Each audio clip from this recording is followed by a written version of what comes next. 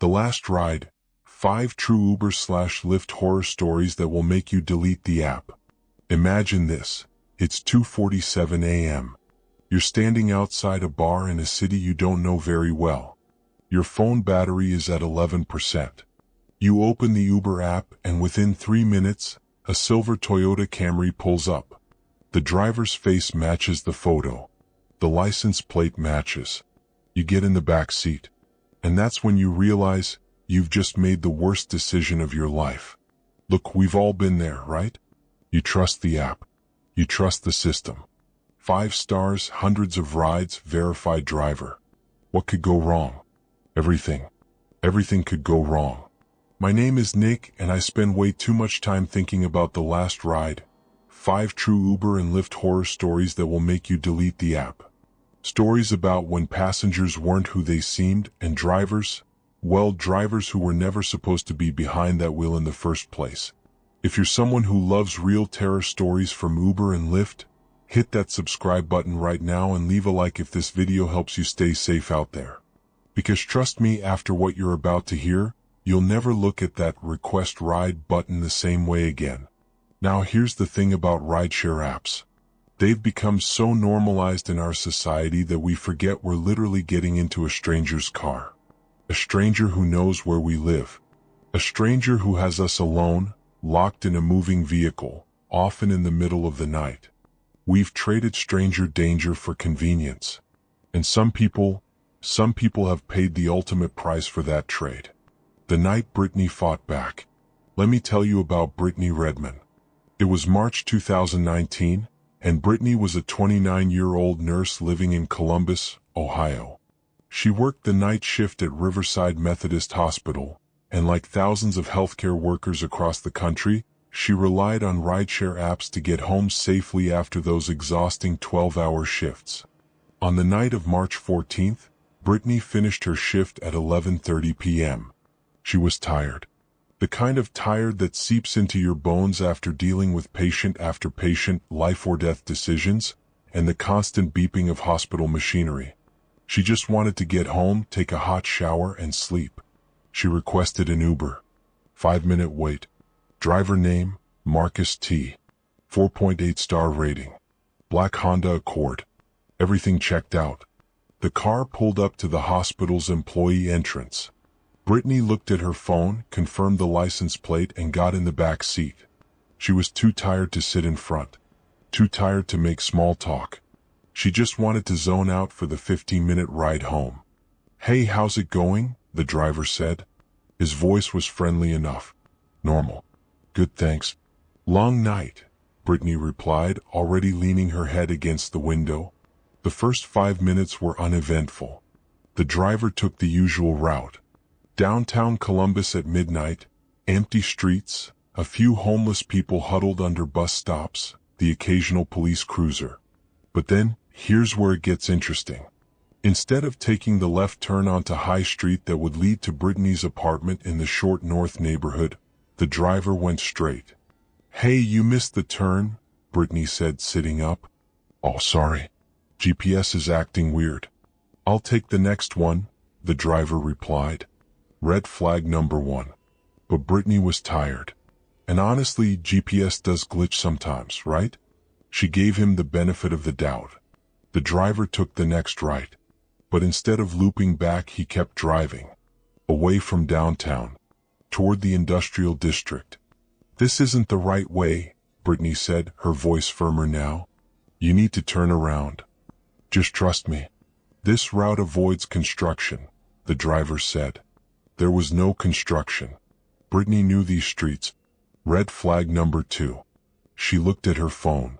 The Uber app showed her location moving farther and farther from her destination. Her heart started pounding. That nurse instinct, the one that tells you when a patient is about to crash, when something is very, very wrong, kicked in. "Stop the car." "I want to get out," Brittany said. "We're almost there," the driver said. His voice had changed. Colder. Flatter. "Stop the car." Brittany reached for the door handle. Child locks. The back doors were locked. Now, you might be thinking, Why didn't she just call 911? And that's a fair question. But here's what most people don't realize. When you're in a moving vehicle with someone who's clearly unstable, your brain goes into survival mode. Fight, flight, or freeze. And calling the police while the person holding you captive is 2 feet away, listening to every word? That's not always the smart play.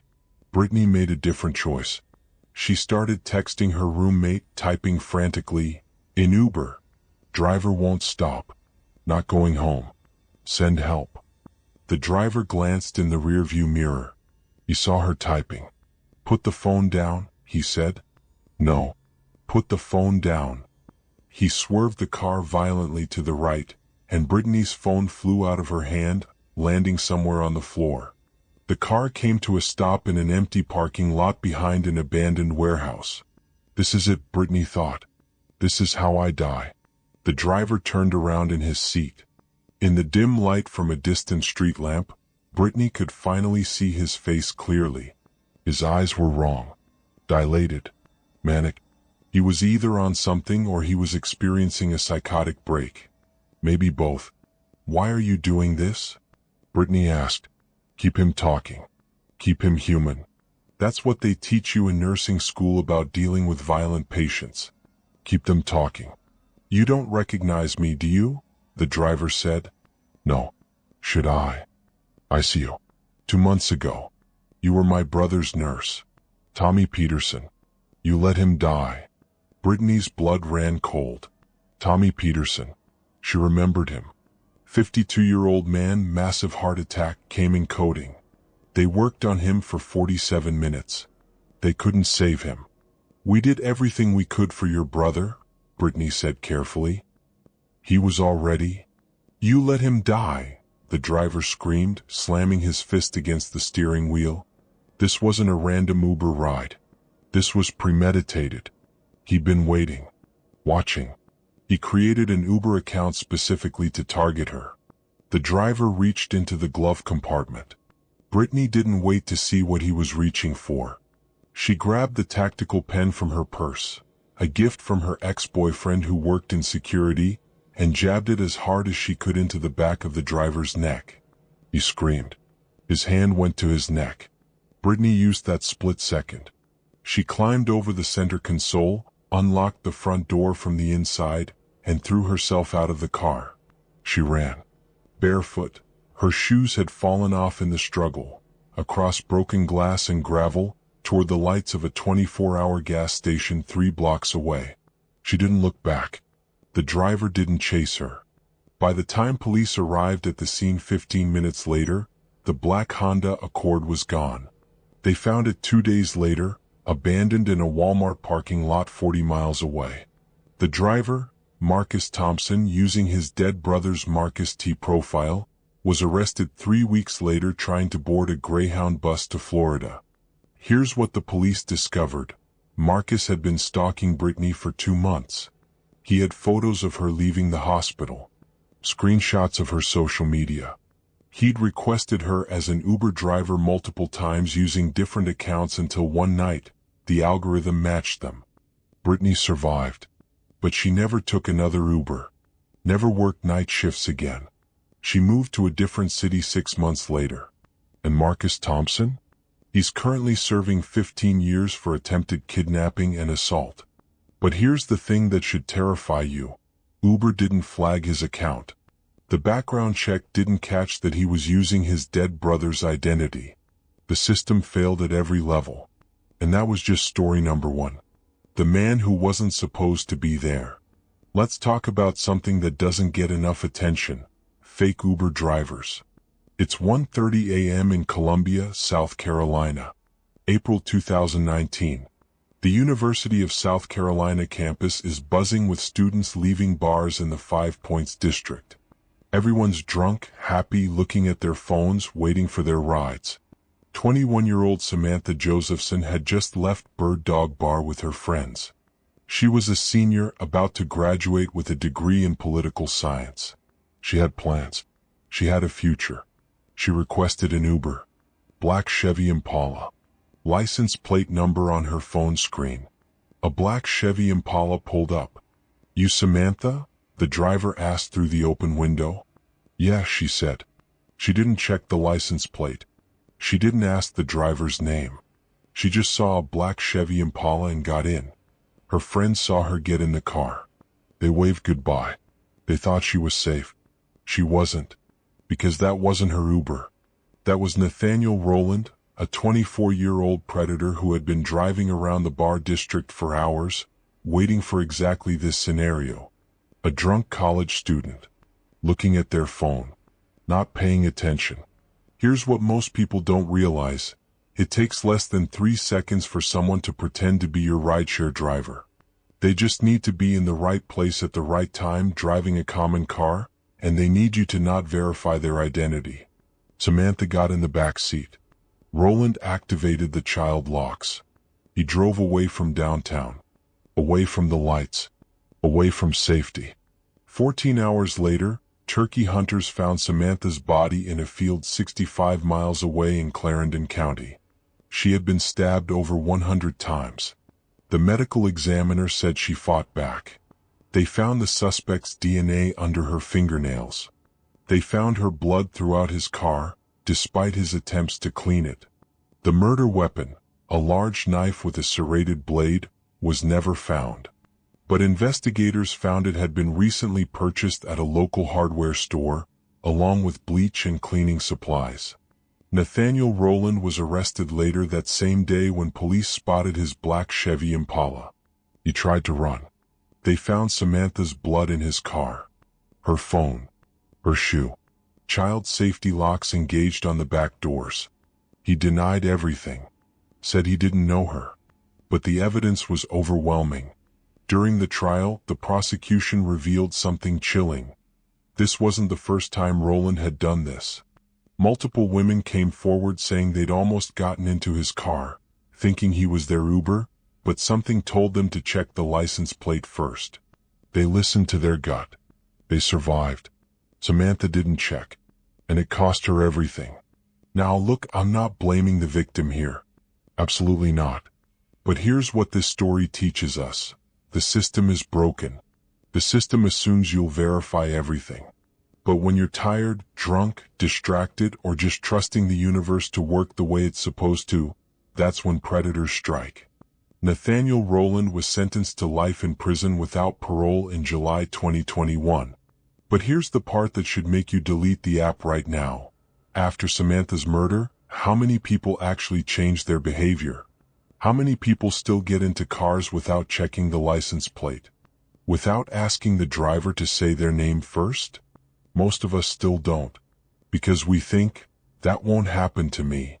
That's exactly what Samantha thought. The driver who wouldn't leave. Okay, so we've talked about fake drivers. We've talked about drivers with ulterior motives. But what about drivers who just snap? Meet Jason Dalton. Kalamazoo, Michigan. February 20th, 2016. Jason was a 45-year-old Uber driver. Married. 2 kids. No criminal record. Boring guy. The kind of person you'd never suspect of anything. On the evening of February 20th, Jason logged into his Uber account and started picking up passengers like any normal Saturday night. His first passenger was a young woman named Mackenzie. The ride started normal enough. Then Jason started driving erratically. Speeding. Running stop signs. Driving on the wrong side of the road. Mackenzie begged him to slow down. She said she wanted to get out. Jason ignored her. He was mumbling to himself. Something about the Uber app controlling him. Something about the devil. When Jason finally dropped Mackenzie off, alive, thank God, she immediately called the police and reported him. She gave them his license plate, his description, everything. The police started looking for Jason's car. But they were too late. Because between 6 p.m. and 10 p.m. that night, Jason Dalton went on a shooting rampage. First stop, Meadow Townhomes apartment complex. He pulled into the parking lot and shot a woman named Tiana Carruthers 4 times while her children watched from the car. Tiana survived, but barely. Second stop, Sealy Ford Kia dealership. Jason walked up to a father and son looking at cars and shot them both. Tyler Smith, 17 years old, died instantly. His father, Richard Smith, 53, was critically wounded. Third stop, Cracker Barrel restaurant parking lot. Jason pulled up to a group of people sitting in their cars waiting for tables. He opened fire. 4 women died. Mary Lou Nye, 62. Mary Jo Nye, 60. Dorothy Judy Brown, 74. Barbara Hawthorne, 68. And here's the most disturbing part. In between shootings, Jason was still picking up Uber passengers. Yes, you read that right. A man who had just shot multiple people was still actively driving for Uber. Multiple passengers reported that he seemed off that night. Distracted. Driving strangely. But they had no idea they were sitting 3 feet away from an active shooter. One passenger named Derek later told police that Jason kept checking his phone. The Uber app kept pinging with new ride requests. Derek said Jason seemed frustrated that he couldn't finish what he needed to do because passengers kept requesting rides. The police finally tracked Jason down at a stoplight around 12:40 a.m. They arrested him without incident. He surrendered immediately, calmly, like he'd just finished a shift at the office. During interrogation, Jason claimed the Uber app had taken over his mind, that the app's symbol, a stylized U, was a symbol of the devil, that every time he opened the app, it commanded him to kill. Now you might be thinking, okay, this guy was clearly insane. This isn't Uber's fault. And you'd be partially right. Jason Dalton was experiencing a severe psychotic break. But here's what most people don't realize. Uber had no mental health screening. No way to detect when a driver was in crisis. No emergency protocol for when multiple passengers reported the same driver for erratic behavior on the same night. Mackenzie called the police about Jason at 6:15 p.m. The shootings happened between 6 p.m. and 10 p.m. If Uber had a system to immediately deactivate a driver when a passenger reports them for dangerous driving, would those 4 women at Cracker Barrel still be alive? We'll never know. Jason Dalton was convicted of 6 counts of murder and sentenced to life in prison without parole. No chance of appeal. No chance of redemption. But here's the question that keeps me up at night. How many other Jason Daltons are out there? Drivers who are one bad day, one manic episode, one psychotic break away from snapping? And when they do, will you be in the back seat? The passenger from hell. Alright, so we've focused on drivers. But let's flip the script. Because sometimes the person requesting the ride is the danger. Let me tell you about Elijah Ingram. Las Vegas, Nevada. September 2018. A Lyft driver named Michael, last name withheld for privacy, picked up a passenger at 3:17 a.m. from a casino on the Strip. The passenger's name on the app, Elijah I. Elijah got in the back seat. He was wearing a hoodie, sunglasses despite it being the middle of the night, and he had a large duffel bag with him. "How's your night going?" Michael asked, making the usual small talk drivers make. "Fine," Elijah replied. Short, curt. He didn't want to talk. That's fine. Not everyone wants to chat. Michael turned up the radio and focused on driving. The destination was a residential neighborhood about 20 minutes away. Nothing unusual about that. But halfway through the ride, Elijah leaned forward and said, "Change of plans. Take me to this address instead." He showed Michael an address on his phone. It was in a completely different direction. Out in the desert, past city limits. Michael hesitated. This is against Lyft policy. Passengers are supposed to change the destination in the app, not verbally. It's a safety protocol. It creates a record. Can you change it in the app? Michael asked. Just drive, Elijah said. His voice had changed. Harder. Threatening. Michael's gut told him something was wrong. But he was alone in a car with a stranger at 3 a.m. What do you do in that situation? He started driving toward the new address. About 15 minutes in, they were on a dark highway with no other cars in sight. Elijah unzipped the duffel bag. Michael glanced in the rearview mirror. He couldn't see what was inside the bag, but he heard rustling. Movement. Something heavy. "Hey man, what's in the bag?" Michael asked, trying to sound casual. "Don't worry about it," Elijah replied. Michael's heart was pounding. Every instinct screamed danger. He made a decision. At the next exit, he pulled off the highway into a gas station, one of those big 24-hour truck stops with lots of lights and people. "I need to use the bathroom," Michael said, putting the car in park. "No. Keep driving," Elijah said. "I'll be 2 minutes." "I said keep driving." Elijah's hand went into the duffel bag. Michael didn't wait. He grabbed his keys, threw open the door, and sprinted into the gas station. "Call 911, he screamed at the cashier. "There's a guy in my car. I think he has a gun." The cashier hit the panic button. Within minutes, police arrived. They surrounded Michael's car, guns drawn. They ordered Elijah to come out with his hands up. Elijah didn't come out. He stayed in the back seat, unmoving. The standoff lasted 17 minutes. Finally, a SWAT officer opened the door. Elijah was unconscious, slumped over the duffel bag. Heroin overdose. The police opened the duffel bag. Inside, 47 pounds of methamphetamine, 2 handguns, $83,000 in cash, and a list of names with addresses, a hit list. Here's what investigators pieced together. Elijah Ingram was a mid-level drug dealer working for a Mexican cartel. He'd been tasked with delivering the meth to a distribution house in the desert and eliminating 3 people who owed the cartel money. He used Lyft to get there because his car had been impounded 2 weeks earlier for unpaid parking tickets. He planned to kill Michael after the delivery was complete. Leave no witnesses. If Michael hadn't trusted his gut and pulled into that gas station, he'd be dead in a shallow grave somewhere in the Nevada desert right now. Elijah survived the overdose. He's currently serving 25 years in federal prison for drug trafficking, weapons charges, and attempted murder. Michael quit driving for Lyft the next day. He quit and never looked back. And here's what should terrify you about this story. Lyft had no way of knowing Elijah was a criminal. The background check only looks at the person's criminal record. Elijah had never been convicted of anything before. He was a ghost in the system. The app said he was a regular passenger. 4.9 star rating. Took 37 rides in the past year. Normal guy. He wasn't. And there was no way to know until it was almost too late. The ride that never ended. Last story. And honestly, this one is the worst because it's the most preventable. Savannah Spurlock.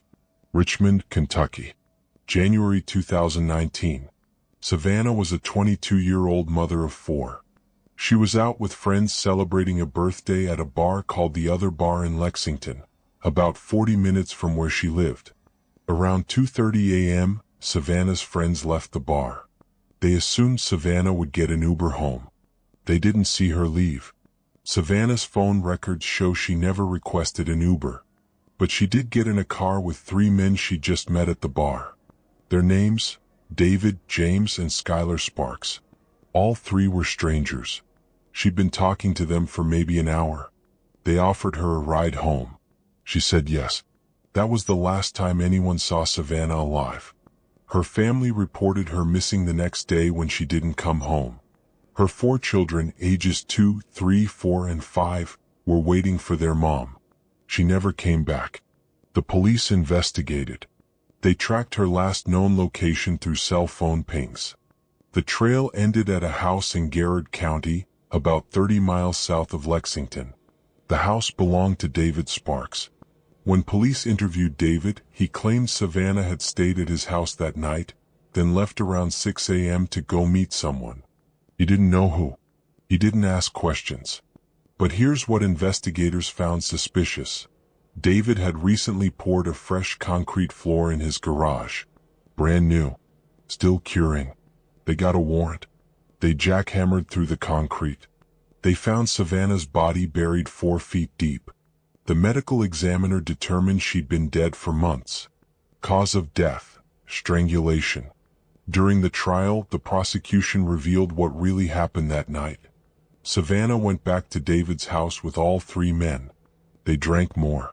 David made sexual advances. Savannah declined. She wanted to go home. David became violent.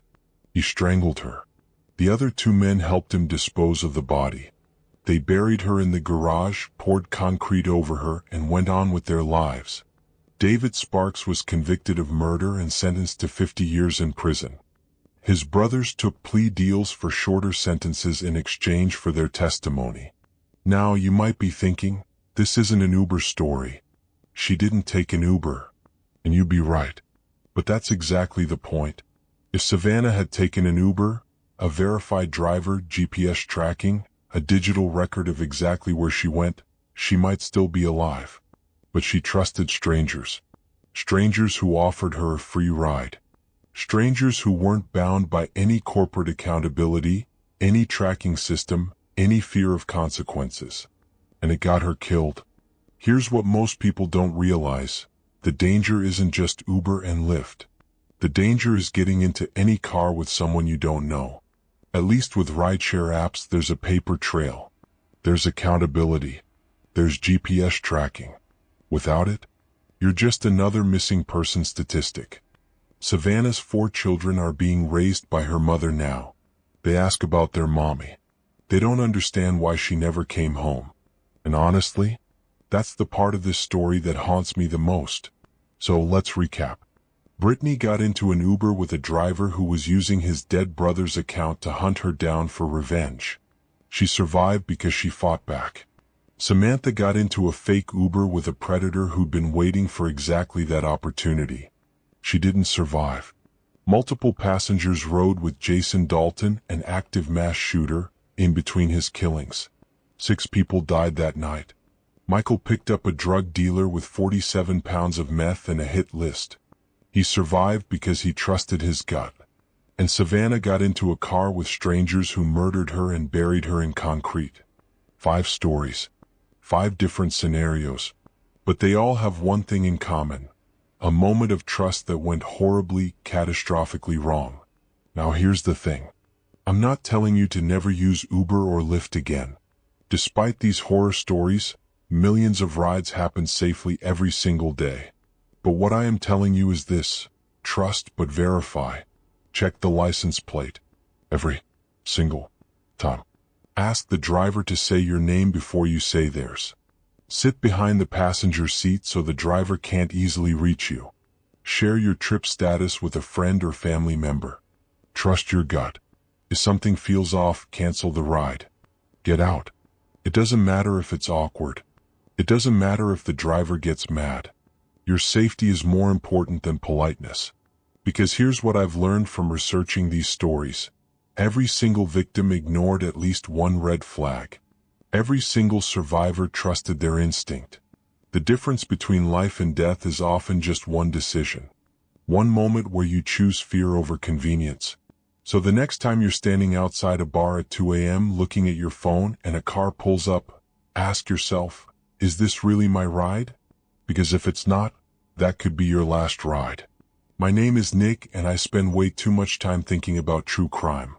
If this video made you think twice about your safety, hit that like button, subscribe for more stories like this, and drop a comment telling me, what's your scariest rideshare experience?